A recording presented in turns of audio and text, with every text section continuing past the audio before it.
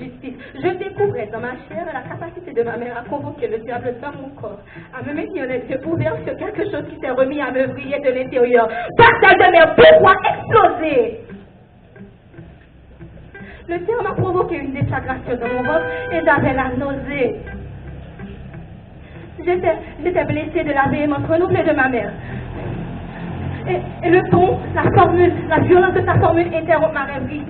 J'ai en fait vainement essayé d'intercepter le regard de mon père. Je crois qu'il a rougi. Et je me demande encore à quoi est-ce qu'il pensait. J'espérais au moins qu'il manifeste un peu plus d'intérêt pour retrouver le salaud épargné par les accusations maternelles. Étais-je à ce point coupable pour qu'aucun adulte ne m'ait jamais interrogé sur l'identité de l'homme? Ça va être pour que mon yo comme ça? Ne va te demander qui est moi, ne va te demander rien.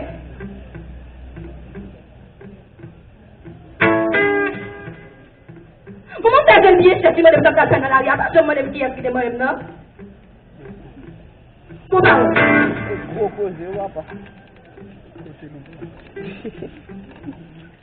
Gros posé.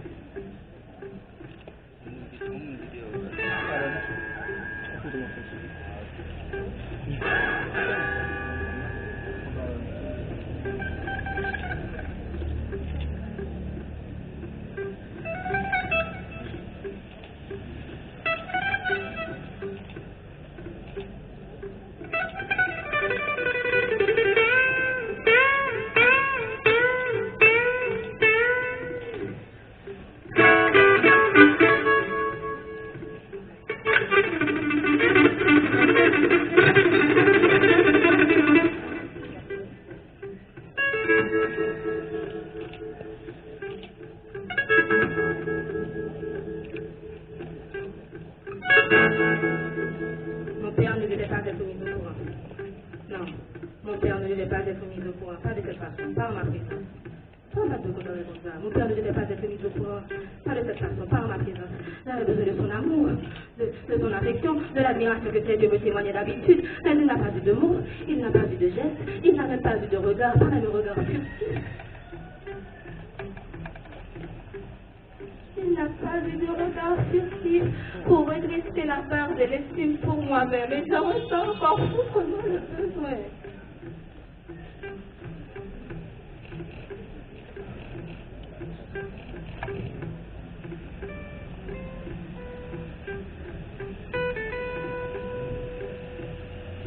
Ma mère a continué à attenter à ma pudeur.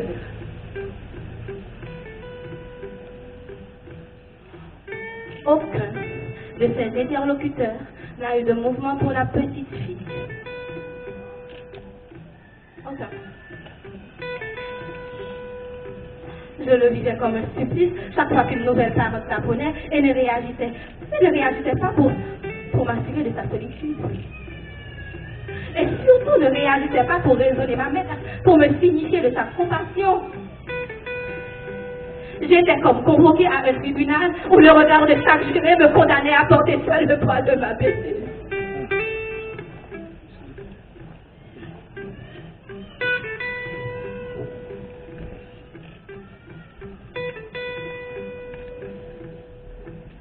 Je ne savais pas comment me défendre de la cruauté de mes pères.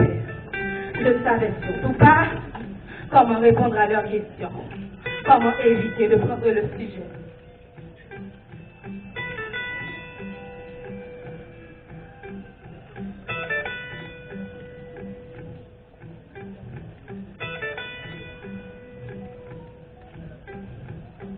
Ma mère a continué à ébruiter mon malheur avec mépris. Elle se plaignait d'avoir une fille stupide. Assez stupide pour que tu m'en aies connue dans la rue quand même.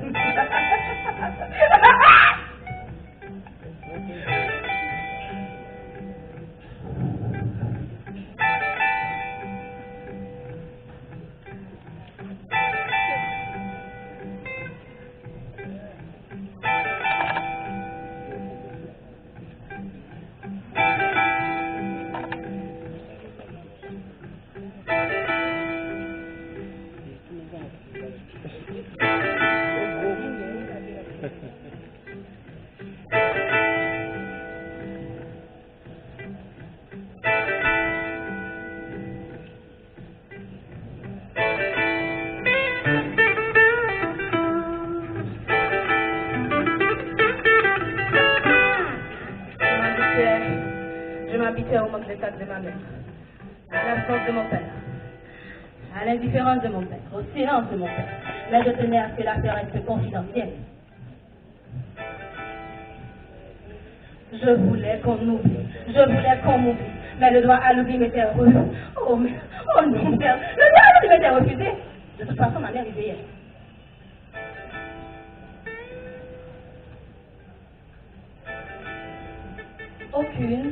Aucune des femmes informées n'a eu de mouvement vers la petite fille, figée sous la priatique d'un mot maternel. Nous étions en visite chez l'oncle paternel de ma mère, un homme qui croîtrait toutes les femmes de sa maison, épouse, fille, boule, toutes, dans une maison coloniale dont les volets donnaient sur un jardin. C'est ça, yes. Je n'ai jamais vu les volets ouverts de cette maison. Jamais. Alors, plutôt gentil, qui m'ont fait revenir sur mon mensonge. Et je me disais, en fait, qu'avirait-il de mon sort si jamais ma mère et tous les adultes mis au courant apprenaient la vérité? Mais avec l'âge, les regards accablants, la colère de ma mère, la puissance, la nuisance verbale de ma mère et l'indifférence de mon père ont peu à peu changé de signification pour la femme que je suis devenue. Qu'avait-il tous vécu pour être aussi fragile face au désarroi d'une enfant abusée? Qu'avait-il tous vécu pour être aussi fragile face au désarroi d'une enfant abusée? Ça veut dire même qui s'est occupé de ça. Hein?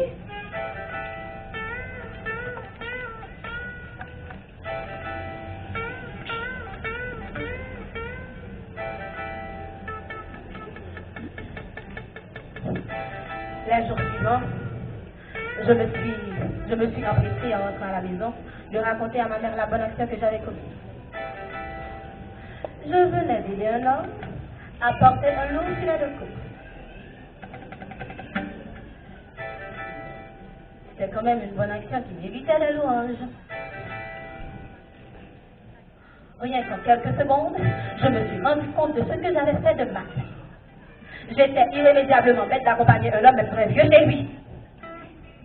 Le visage de ma mère, l'expression. Son visage était pris de convulsion. Et ça m'a cloué sur l'envie de rattraper mes paroles.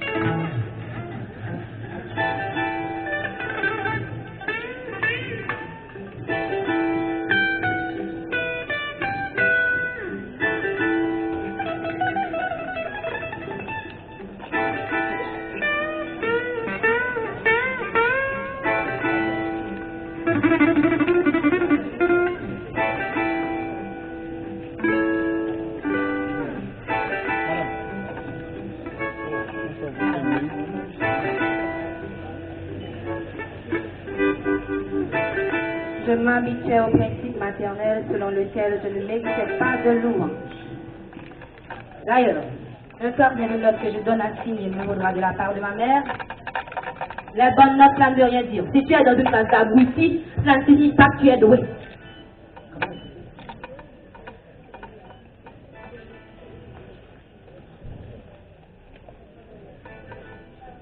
Mais rien de grave s'est arrivé depuis que ma mère a pleuré.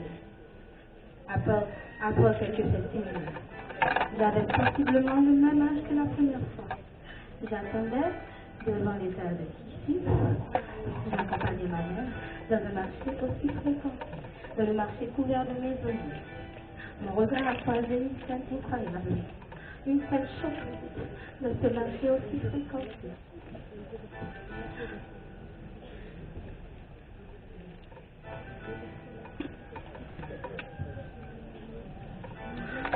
Mon regard a croisé une scène incroyable, une scène choquante dans un marché aussi fréquenté. Un sexe d'homme bandit à ma hauteur, là, dans le marché, dans la confusion habituelle du marché, où les forces frôlaient et se pressaient à certains passages étroits. Un sexe d'homme bandit à ma hauteur, dans le marché, dans la confusion habituelle du marché, où les forces frôlaient et se pressaient à certains passages étroits.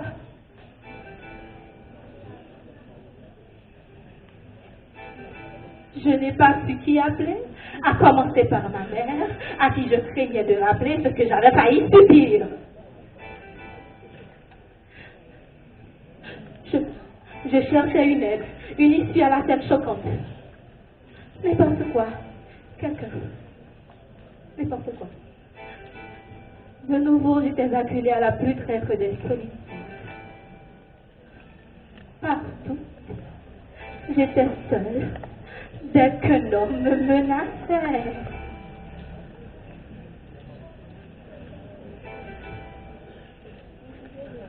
C'était une entrée douloureuse dans le sujet tabou de la sexualité.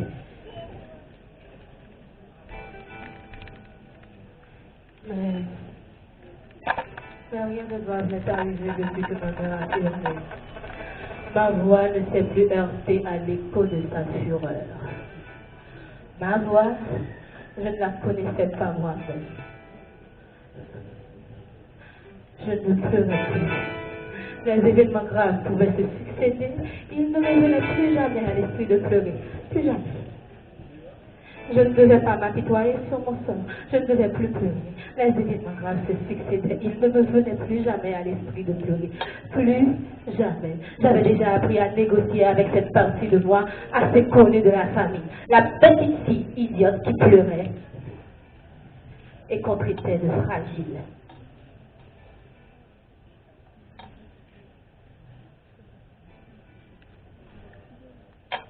Mais rien de grave n'est arrivé depuis que ma mère a hurlé. Ma voix ne s'est plus heurtée à l'écho de sa fureur. Ma voix, je ne la connaissais pas moi-même. Je ne devais pas m'apitoyer, je ne devais pas pleurer, je ne devais rien faire. Certaines fois, je rentrais à la maison avec un nouvel secret inavouable, mais je me consolais, je gardais mon calme malgré mon envie d'être consolée, d'être aimée.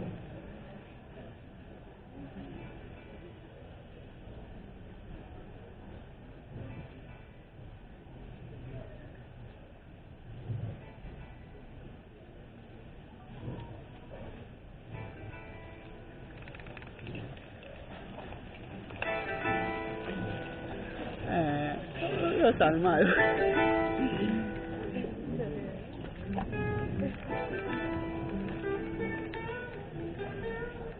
fille était vraiment dehors à cette époque. Et c'était peut-être ça, en fait, qui les fait.